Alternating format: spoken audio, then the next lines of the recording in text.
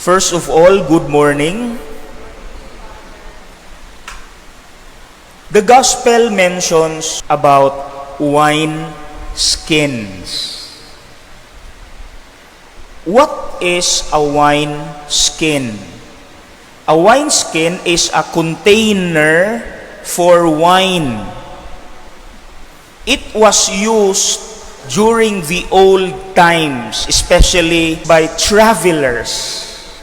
But now, I think we are no longer using wine skins because we already have a lot of containers for wine, like a water bottle or whatever. Why is it called wine skin? Because a wine skin is made from animal skins. Okay?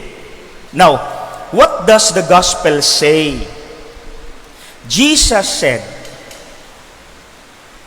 "No one pours new wine into old wine skins." New wine into old wine skins. Why? Because for your information, new wine is heavy in volume, heavier than old wines. So, if new wine is poured into an old wineskin, the old wineskin cannot bear the volume, the weight of the wine. And so, the wineskin will burst and the wine will be wasted. Beautiful analogy for us to reflect on. Now, how do we apply this analogy in our lives? Jesus is reminding us. What did he say in the gospel?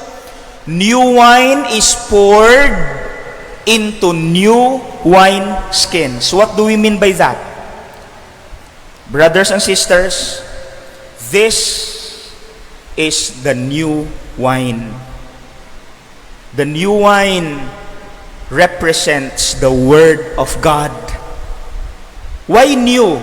Because from eternity to eternity, the Word of God, the teachings of God, the messages of God will ever be new and fresh.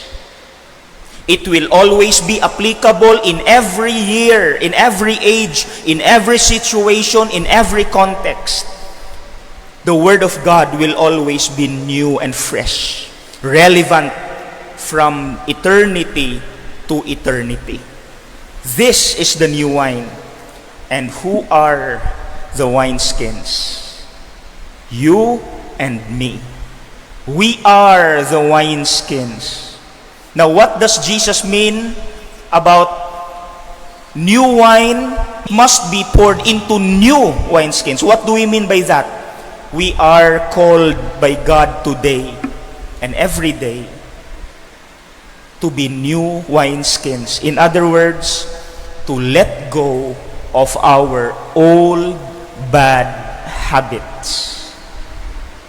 Because no matter how beautiful the message of the Lord is, if the wineskin, you and me, are still close to the Word of God, if we do not cooperate with the Word of God because we still remain in our old bad ways, the Word of God, the new wine, will be wasted. Walang mangyayari. We will not change. For example, let's talk about forgiveness.